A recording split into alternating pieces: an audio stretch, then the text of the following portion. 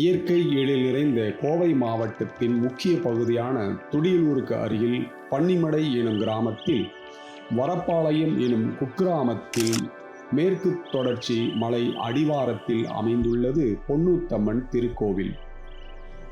பச்சை போர்வை போர்த்திய மலைகள், மூலிகை வாசம் வீசும் பாதை, மலை மீது மழை விழும் நேரம் மனசு கூட பாடும் ஓர் ராகம்.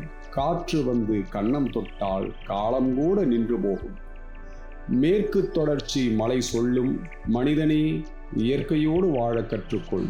இந்த வரிகளுக்கு ஏற்றாற்போல்தான் இந்த இடம் அமைந்துள்ளது. அடிவாரத்தில் வாகனங்களை நிறுத்திவிட்டு சில அடி தூரம் மேலே மலை மேல் நடந்து சென்றால் தென்படுவது பொன்னூத்தம்மன் திருக்கோவில் ஆலயம். தொடக்கத்தில் மண் பாதை,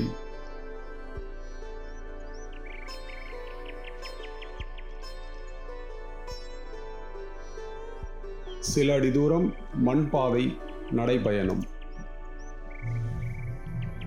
கொஞ்சம் தூரம் நடந்தால் பின்பு படிக்கட்டுகள் மேலே நடக்கத் தொடங்கியதும் பொன்னூத்தம்மன் ஆலய நுழைவு வாயில் உள்ளது.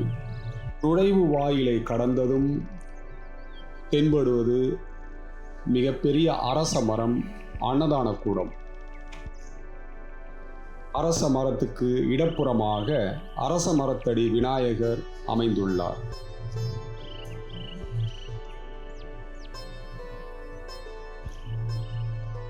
அதனைத் தொடர்ந்து நடந்தால் கோவில் கோபுரம் தென்படுகிறது. ஒரு சில படிகள் மேலேறியதும் பின்பு கீழ்முகமாக படிக்கட்டுகள் இறங்குகின்றன. படிக்கட்டு இறங்கியதும் எதிரில் இருப்பது நவக்கிரக சன்னதி. நவக்கிரகங்களுக்கு தனியாக இங்கு ஆலயம் அமைக்கப்பட்டுள்ளது.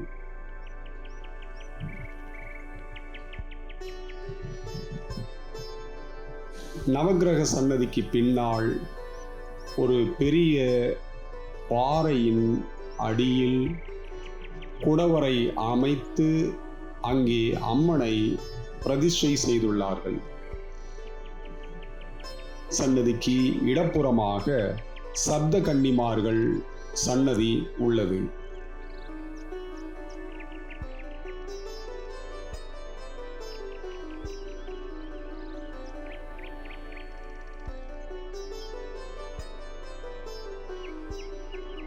பிரகார வாசலின் மேலே மகாலட்சுமி அன்னையின் கல் சிலை இருக்கிறது.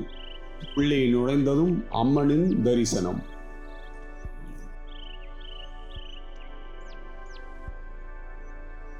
ஆலய வளாகத்தில் உள் நுழைந்ததும் என்னையும் அறியாமல் நான் மெய்சிலிர்த்து போனேன். எப்பயுமே அந்த சூட எரியுது போகிறோம். ஆமாங்க, அதில் எப்பயுமே தண்ணி இருக்கும். இந்த பகுதி சொல்லுங்க. அந்த அம்மாவுடைய அதான் பொன்னூத்தம்மன். சரி, சிறப்பு. திருவிழா நாள் விசேஷம் அந்த மாதிரி குறிப்பிட்ட நாள் ஏதாவது இருக்குங்களா? அமாவாசை எல்லா நாளும் சிறப்பு. அமாவாசை அன்னைக்கு சிறப்பு பூஜை நடக்கும். பொன்னாய் ஜொலிக்கும் பொன்னூத்தம்மா, போராடும் உள்ளம் காப்பாய் அம்மா, காட்டின் நடுவே கருணை விளக்கு, காண வந்தோர்க்கு அருள்தான் விரு.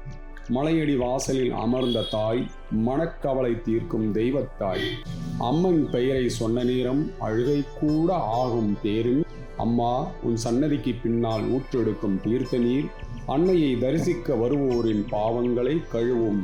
பொன்னூத்தம்மன் பாதம் சேர்ந்தால் போகாத துன்பம் கூட ஓடிவிடும். அரியே ஜோதியே அருளாந்தேஸ்வரியே பொன்னூத்தம்மையே அப்பனே அருள் பெரும் ஜோதி ஆணை முகத்தானே நந்தீஸ்வரனே நாதஈஸ்வரனே அப்பனே என்னை அருள் பெரும் ஜோதி ஈஸ்வரா. எல்லா நாட்களிலும் கருவறைக்குள் செல்ல அனுமதி இல்லை. எனக்கு அந்த பாக்கியம் கிடைத்தது. அன்னை என்னை அருகில் அமர்த்தி தரிசனம் தந்தாள். ஆனந்தம், பேரானந்தம். பாரமற்றவனாக உணர்ந்தேன். கண்களில் கண்ணீர் பெருகியது. அன்னையின் பொற்பாதங்களை வணங்கி பிரிய மனமில்லாமல் புறப்பட்டேன். அம்மன் சன்னதிக்கு முன்னால் ஒரு நீர்வீழ்ச்சி இருக்கிறது. அதிலிருந்து ஓடி வரும் நீர் அன்னையின் பிரகார வாசலில் வழியே ஓடுகிறது.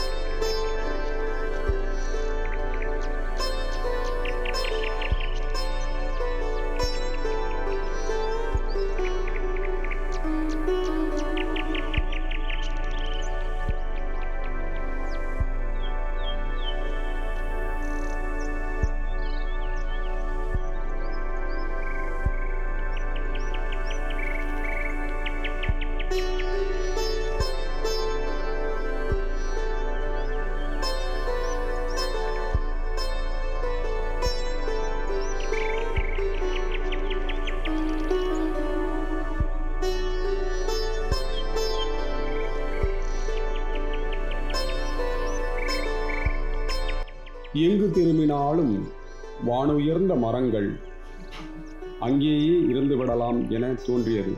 நேரம் கடந்து கொண்டே இருந்தது. ஆகையால் அங்கிருந்து புறப்பட்டேன்.